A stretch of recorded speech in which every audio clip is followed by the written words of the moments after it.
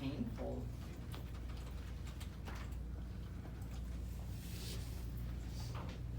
Okay, so imagine you're an NFL quarterback taking a step back so you can throw the ball to your wide receiver. You might have 5 seconds in the pocket, if that, before a 300-pound lineman comes to try to tackle you. So, if they tackle you, you hit your head on the ground. You slam your head really hard. This causes a concussion. So, today we're going to be talking about the effects a concussion does on the human body.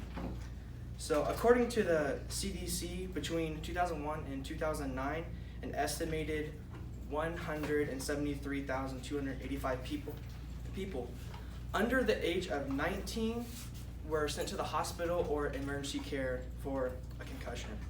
So, to understand the effects of concussions that people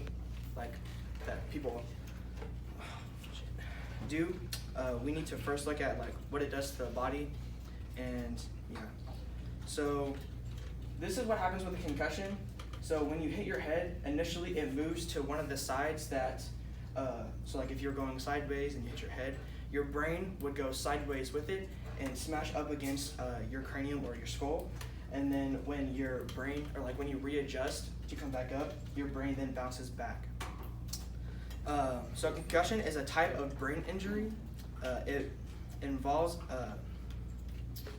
a short loss of normal brain function. So it happens when you hit the ground really hard with your body or your head. You can also get a concussion from whiplash because your head moves around real fast, and that can cause your brain to bounce off your skull. So after that, it creates a chemical change in your body, so your brain doesn't you can't comprehend things as well, and it can actually stretch and kill some of your brain cells. So what does it do to the body? Symptoms of a concussion may not start right away. They could happen minutes or hours after the initial contact of having a concussion. So right here you see 2 football players, and one got hit really hard when he was getting tackled, so his helmet's starting to fly off. He might have a concussion from the initial hit or from when he hits the ground. And right here in soccer, this is a women's soccer. When going after a ball, 2 people going after a ball in the air, they use their head so it bounces off. And it can be a head-to-head contact, which hurts really bad, I assume.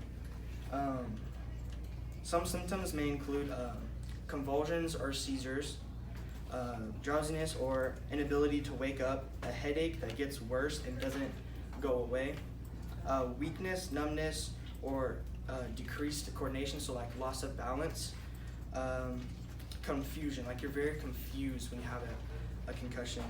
You might lose consciousness, so you black out, and it's a possibility that you could be nauseous or you could vomit. A concussion is a form of a traumatic brain injury, or TBI for short.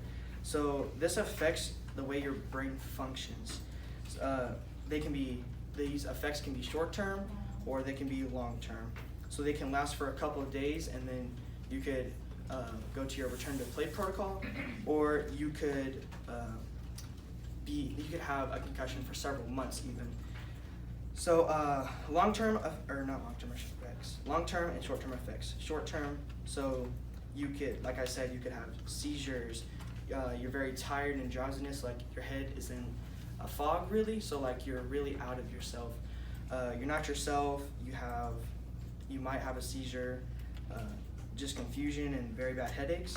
Long-term effects could include trouble concentrating, memory problems, irritability to others, and your personality changes in a way, sensitivity to light and noise, and depression or other physiological problems, or as well as disorders to smell and taste.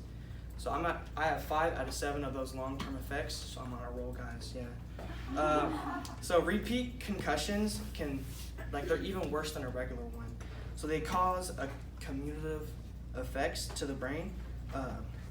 Being successive to a concussion has devastating consequences. Once you've had one, you're more liable to get another one. So it's just easier to rack them up.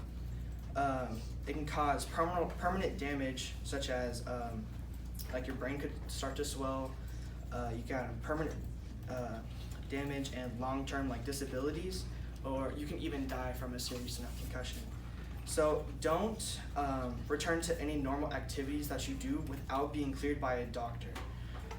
So you wouldn't have like any symptoms of concussion at all. You'd feel perfectly normal like you did before. You always need a doctor's clearance before you play again or before anything. So a couple treatments that we could do for this is, it depends really on the severity of your symptoms.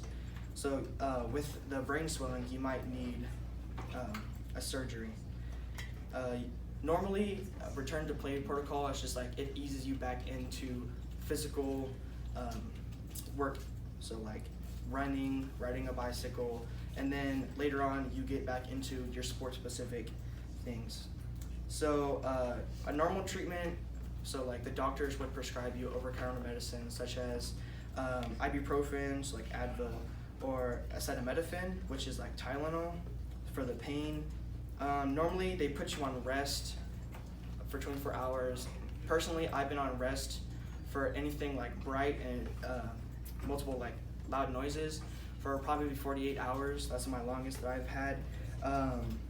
You need to avoid anything that can make your condition worse. So anything like loud noises, light sensitivity, more contact.